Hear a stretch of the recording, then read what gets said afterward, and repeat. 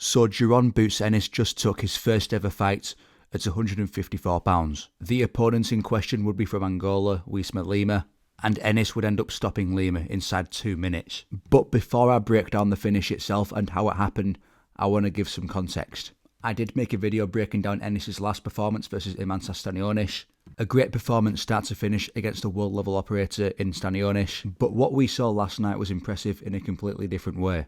Because most people have never seen Uisma Lima fight before or even know who he is, it's easy to look at the way Boots beat him and assume because of that he's a bum, he's a cab driver, he's not world level at all.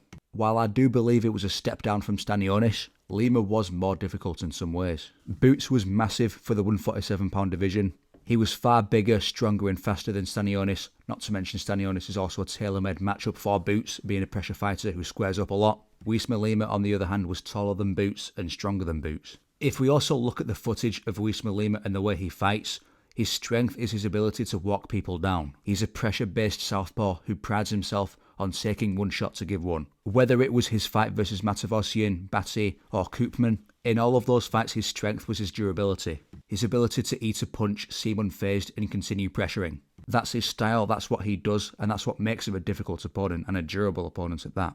And I actually thought that Boots would take him into the late rounds for that very reason. The fight that most people would know Uisma Lima from is the fight versus Aaron McKenna. Keeping in mind he took the fight at 160 on a week's notice. Lima performed very well in that fight, did not seem hurt at any point in the fight, was catching McKenna with counters and outmuscling him in the process.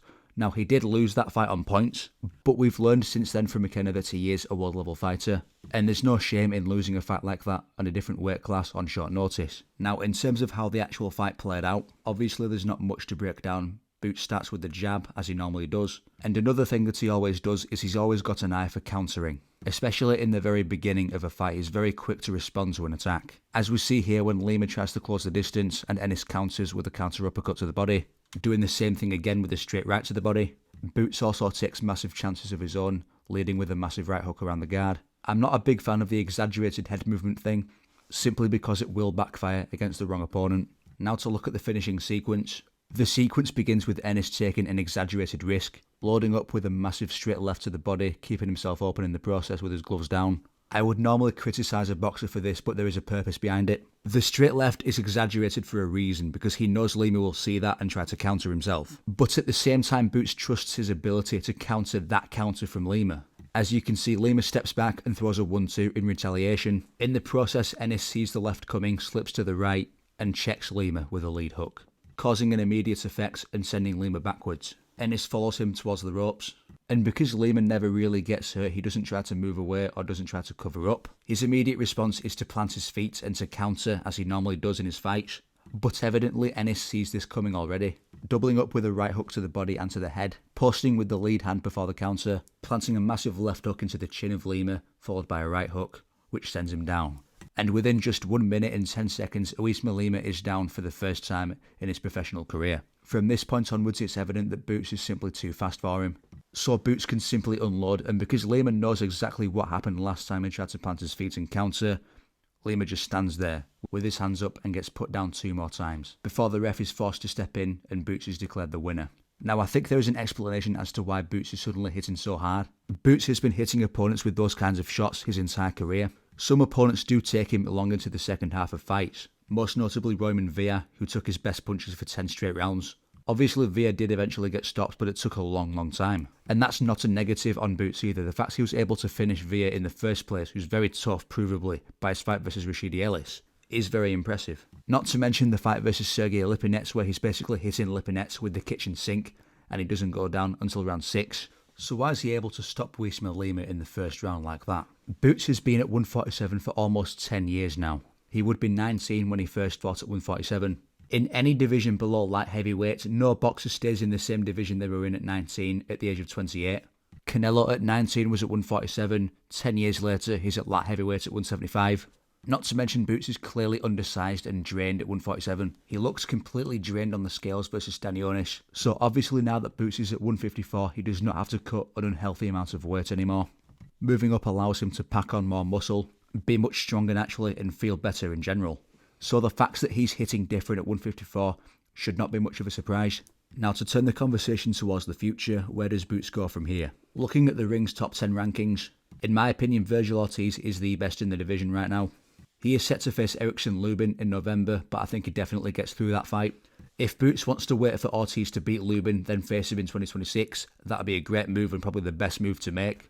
Boots versus Ortiz has been in discussion since about 2018. We don't get enough fights where two young, talented, undefeated fighters put it all on the line at the same time. I was initially leaning towards Ortiz in that fight, especially because of the way Boots' defense looked versus Chikadze in the rematch. That was a very competitive fight.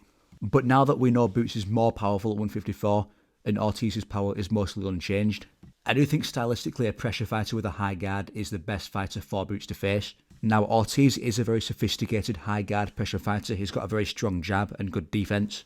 But regardless, Boots does excel in those fights.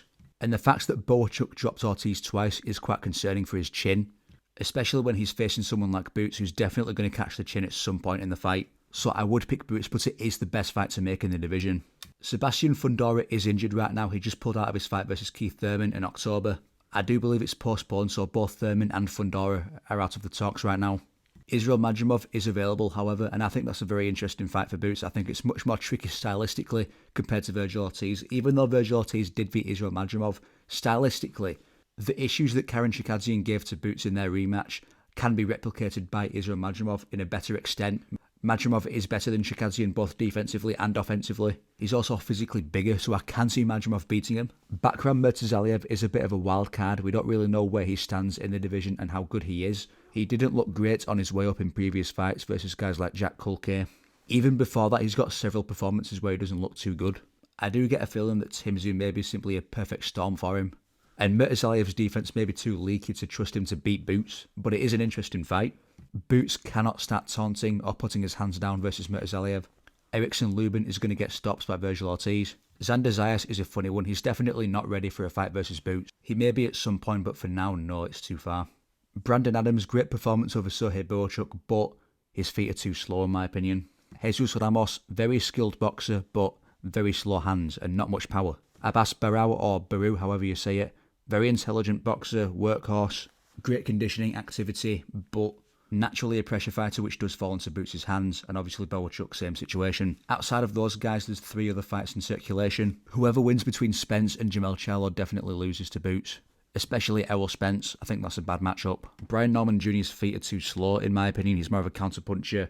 He can't hang on the outside with Boots with the jab. Some people are calling for the Terence Crawford fight. I do not believe Terence Crawford will take that fight in any circumstances, but he is the one person I would pick to beat Boots. In terms of the other fights this weekend, Arslan Makhmudov versus Dave Allen.